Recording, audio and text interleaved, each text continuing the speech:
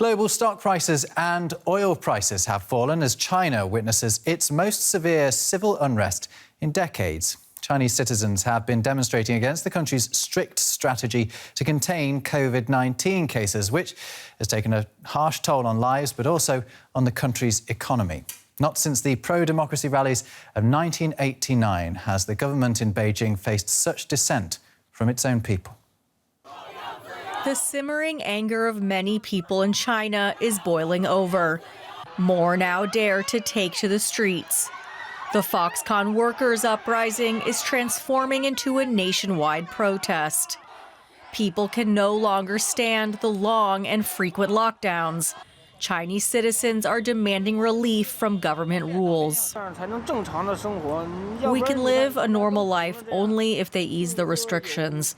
Otherwise, everything will come to a halt. How many people have the savings to support themselves if things stay this way?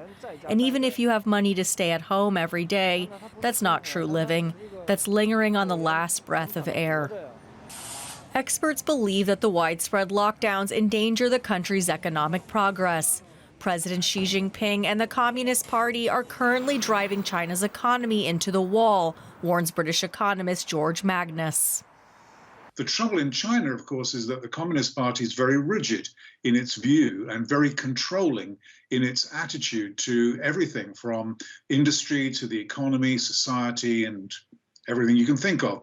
So the problem, if I want to kind of encapsulate it really, is that China's development model, on which the legitimacy of the Communist Party is based at home and also to some degree in the big wide world, that development model is no longer fit for purpose.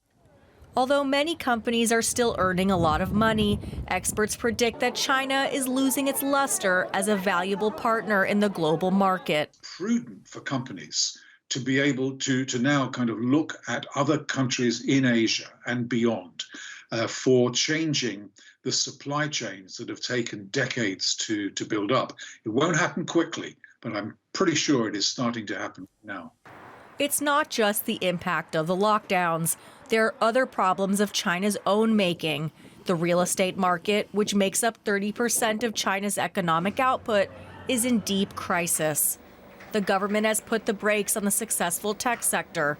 It has become too powerful. Growth is slowing and international investors are withdrawing.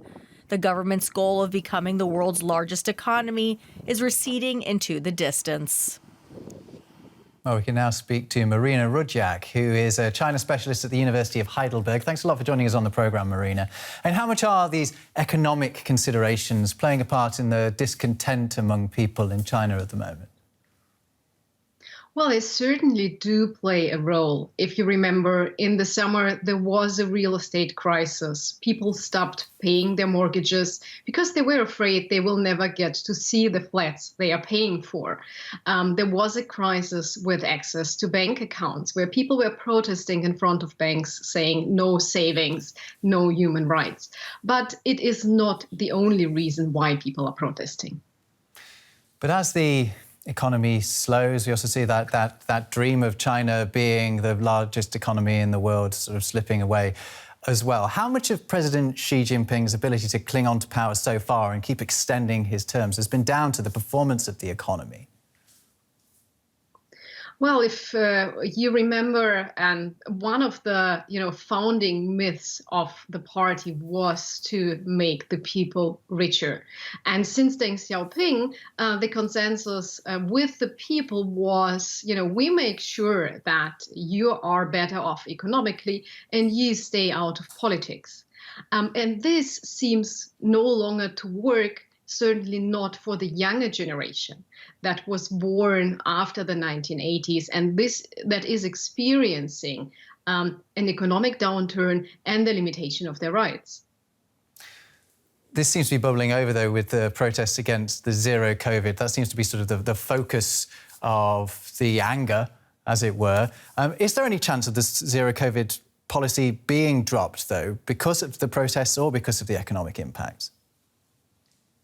Well, the party is in a very difficult situation. On the one hand, China does not have enough intensive care bed capacities. The level of vaccination is fairly low, and the effectiveness of Chinese vaccines is also lower than the one of Western vaccines. On the other hand, now with the people protesting, it's very clear that the government will have trouble continuing the policy as it is.